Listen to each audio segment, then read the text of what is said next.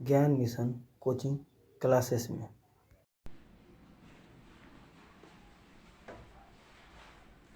Area जो होता है किसका, ट्रायंगल का।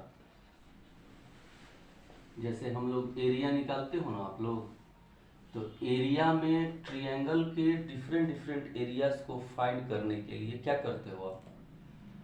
अभी तक सभी लोग जानते थे कि एक या दो फार्मूला, लेकिन सभी फार्मूलाज का अलग अलग कॉन्सेप्ट होता है, डिफरेंट डिफरेंट कॉन्सेप्ट होता है। पहला जो है 1/2 इंटू बेस इंटू हाइट कब अप्लाई होता है, कंडीशन क्या है इसका। 1/2 इंटू बेस इंटू हाइट का किस कंडीशन में इसको अप्लाई करते हैं आप, या किस कंडीशन में चलता है, कंडीशन क्या है।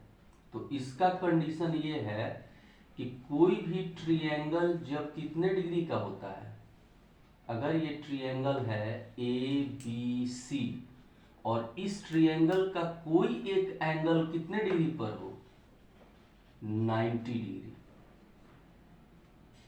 अगर कोई एंगल, कोई भी एक एंगल अगर 90 डिग्री का हो रहा है, यानी राइट एंगल ट्रायंगल बना रहा है, राइट एंगल ट्रायंगल, समकोण त्रिभुज अगर मेड कर रहा है, तो उस केस में कौन सा formula, 1/2 into base into height, ये फॉर्म लगता है। दूसरा फॉर्मूला आप लोग हीरोन्स फॉर्मूला पढ़े हैं, root under s, s minus a, s minus b, s minus c. ये कब एप्लीकेबल होता है, 1/2 इंटू बेस इंटू हाइट। तो हम ये जान गए कि theta is equal to 90 degree है। अगर एक ट्रायंगल का एक एंगल, कोई भी एक एंगल अगर 90 डिग्री होता है, तो वहां आप एरिया निकालने के लिए क्या करते हो, 1/2 इंटू बेस इंटू हाइट। ये फॉर्मूला कब एप्लीकेबल होता है, तो कितने लोग क्या कहते हैं कि दोनों फॉर्मूलाज एक होते हैं।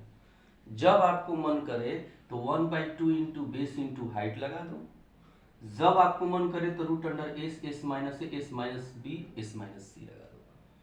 कॉज है इसका, ये फॉर्मूला में जितना आंसर आएगा वही इस फॉर्मूला में भी आएगा। दोनों में डिफरेंट फॉर्मूला नहीं होंगे, दोनों में डिफरेंट वैल्यूज नहीं होंगे, लेकिन डिफरेंस क्या है कि ये फॉर्मूला एरिया का तब लगता है जब theta not equal to 90 degree हो।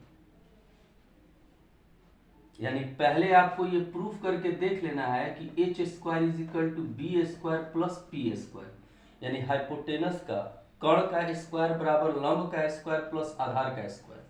अगर कर्ण स्क्वायर बराबर लंब स्क्वायर प्लस आधार स्क्वायर है, तो ये फॉर्मूला आपको अप्लाई नहीं करना है, कर दोगे रॉन्ग माना जाता है।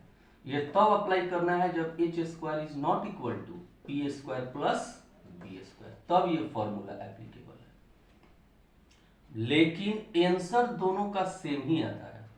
अगर इसका 30 मीटर स्क्वायर आया है, तो इसका भी आंसर 30 मीटर स्क्वायर ही आता है, आंसर नहीं बदलता। तो लोग यही कहते हैं कि नहीं, दोनों फॉर्मूला में से किसी से भी बनाओ कोई अंतर नहीं है, लेकिन बहुत अंतर होता है। ये फॉर्मूला एप्लीकेबल तब है जब वहां पाइथागोरस थ्योरम अप्लाई है, यानी कर्ण का स्क्वायर इज इक्वल टू लंब स्क्वायर प्लस आधार स्क्वायर। और ये फॉर्मूला तब एप्लीकेबल है जब कर्ण स्क्वायर इज इक्वल टू लंब स्क्वायर प्लस आधार स्क्वायर नहीं लगता है, तब, यानी पाइथागोरस थ्योरम नहीं अप्लाई होगा तब एप्लीकेबल है ये दो फॉर्मूले हो गए। थर्ड एक आता है 1/2 R square sine theta, angle formula. इसको एंगल फॉर्मूला भी बोलते हैं ट्रायंगल के कारण, लेकिन ये उस कंडीशन में लगता है जब न तो 90 डिग्री हो, ना पाइथागोरस थ्योरम अप्लाई हो। तीसरा कंडीशन जब दो साइड्स इक्वल हो और उनके बीच कोई एक एंगल दिया हुआ हो, दो साइड हो इक्वल, जैसे कि आइसोसेलेस ट्रायंगल, कोई दो साइड क्या हो, इक्वल हो, और उन दो साइड्स के बीच का एक एंगल गिवन हो, या हो सकता है नहीं भी इक्वल हो, डिफरेंट डिफरेंट भी हो, मे भी डिफरेंट भी हो सकते हैं, सेम भी हो सकते हैं, डिफरेंट भी हो सकते हैं। तो अगर दोनों सेम है तो उस समय आप लगाते हो 1/2 R square sine theta, R square sine theta. कोई दिक्कत है,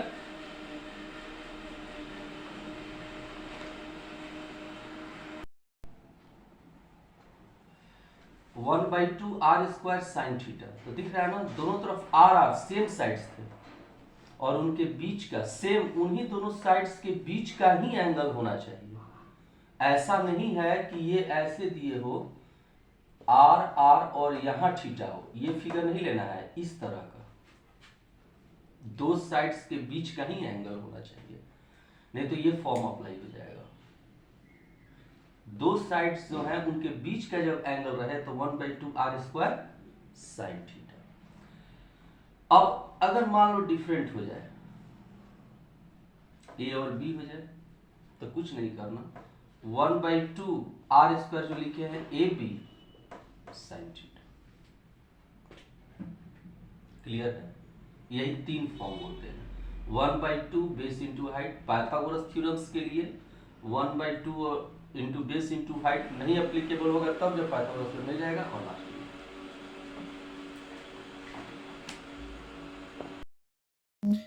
आप सभी को ये वीडियो कैसा लगा, आप हमें कमेंट करके ज़रूर बताएं।